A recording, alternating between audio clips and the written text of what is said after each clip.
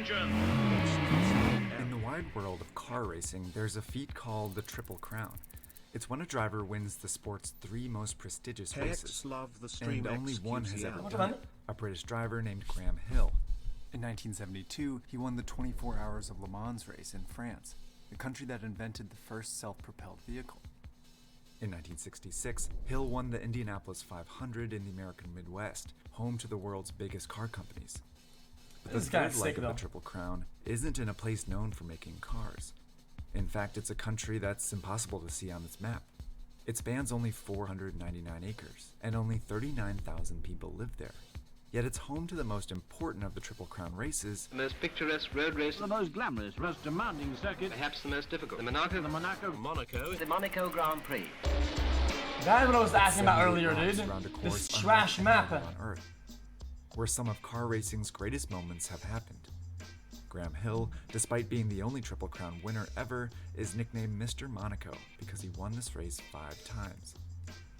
So how did tiny Monaco create the world's most prestigious car race? Yeah, how, man? Monaco is the world's 2nd smallest country, spanning just 2.2 square kilometers. In 1297, the Grimaldis, a prominent Italian family, seized this area, called the Rock of Monaco from a rival family. Wait, but over the centuries, it was controlled by the Spanish, the Sardinians, and the French. In 1861, the French finally recognized its sovereignty with a treaty, keeping the Grimaldis in power as monarchs. Around the same time, the gas-powered automobile was invented, and in a few decades, Europeans were obsessed with racing them. Is it a city or a country? Bugatti and Peugeot would pitch their fastest models against each other, and countries began hosting national races called the Grand Prix. In the 1920s, the Automobile Club de Monaco set out to create their own Grand Prix. Wide. They already hosted the Monte Carlo Rally, where drivers would begin all over Europe and finish in the heart of Monaco, called Monte Carlo. But when the club tried to make that race the Monaco Grand Prix, they were denied. International rules held that the country's Grand Prix course had to exist entirely inside its borders. Easy for most, but a serious challenge for tiny Monaco. So they used all the space they had, thereby creating one of the world's most unusual courses. That's kind of cool. Gotta respect it. Most Grand Prix courses were set in the countryside on roads built just for racing. But Monaco's course ran right through downtown Monte Carlo, on regular streets, up a cliff, under a tunnel, and just feet from the harbor. Most Grand Prix courses included long straightaways, where drivers could use speed to overtake each other, and wide corners with runoff space where they could pass each other. But the Monaco course had very short straightaways, and the corners were perilously narrow. That was so cool, man! Meaning attempting a pass here meant risking a crash. Little buggy. This generated a new style of racing, where having the fastest car that wasn't looks as so important dangerous. as having the most skilled and daring driver. Well, this looks like the first dying, race man. in 1929 was a success, and in the following decades, the Monaco Grand Prix became part of the prominent Formula One league and known for generating some of the sport's most dramatic moments.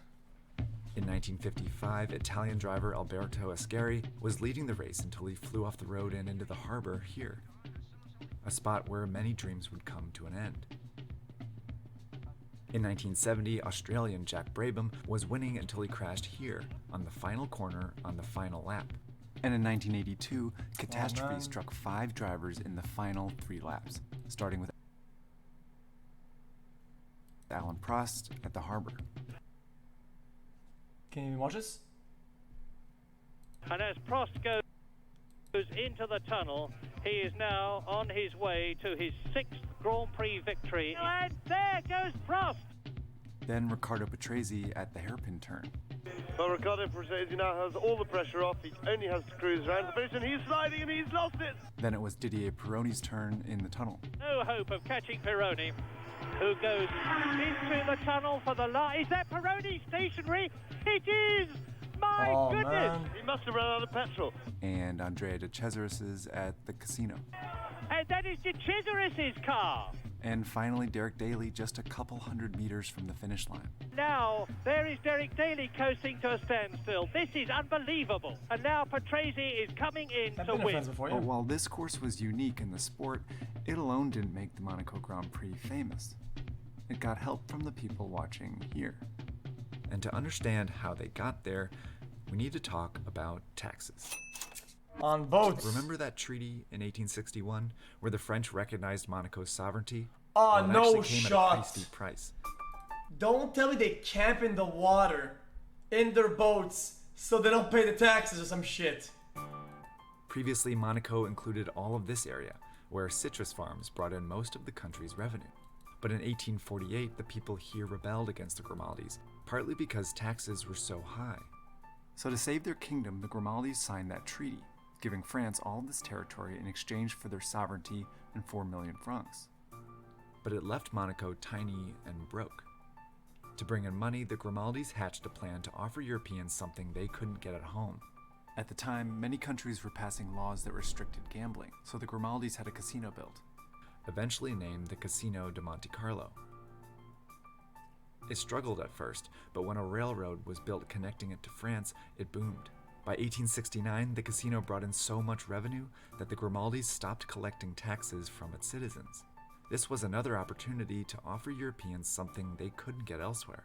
Tax rates were rising in most European countries, especially on the rich. That's pretty Monaco cool. offered them a place to stash their fortunes. It made itself a tax haven. Europe's wealthiest people flocked to Monaco. They built luxury hotels, theaters, and mansions, and brought their yachts, and of course, their fancy cars. Before long, celebrities This is like joined a their fancy parties. Vegas for rich people, The tiny man. country entered the world spotlight when famous actress Grace Kelly married Prince Rainier Grimaldi III in 1956. Today, out of a population of 39,000 people, a third are millionaires. But only about 9,000 are native Monegasques, meaning the rest are foreigners, here to enjoy the low taxes and the parties.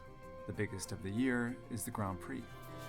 The In the sparkling fuck? waters of Monte Carlo, the wealthy unemployed relax in those rich, peaceful surroundings. But for one day in the year, that gilt-edged peace is threatened. Throughout the weekend, lavish parties attract the rich and famous, who attract the press and therefore the spotlight to Monaco. And they watch the race from the best seats, here on the yachts, just a few feet from the course. They turn the Monaco Grand Prix into a worldwide spectacle and car racing's most prestigious event. With its hazardous twisting course, the Monaco Grand Prix is known as the race of 1,000 corners. Brazilian driver Nelson Piquet used to say that the Monaco Grand Prix was like cycling around your living room, meaning it's too tight. In the last 90 years, the course has only changed in minor ways. In fact, if it was designed today, He's not wrong. it wouldn't pass Formula One safety standards, because the cars have completely transformed. When William Grover Williams won the first Monaco Grand Prix, his French Bugatti averaged 84 kilometers an hour to set a lap record. In 2018, Red Bull Racing's Max Verstappen set a new record averaging 150 kilometers an hour, and he drove a car more than twice the size. Overtaking on Monaco's narrow That's streets pretty was slow, difficult though. in the early 20th century, but it's nearly impossible now. In the past 16 races, the car that started at the front of the race has gone on to win 12 times. It's why some consider the Monaco Grand Prix boring to watch, even occasionally the drivers. Yet after almost 100 years of racing drama, in front of the world's most famous audience, the Monaco Grand Prix remains the world's most renowned car race. As Piquet would continue to say, but winning here is worth winning twice anywhere else. That's Tax Andy.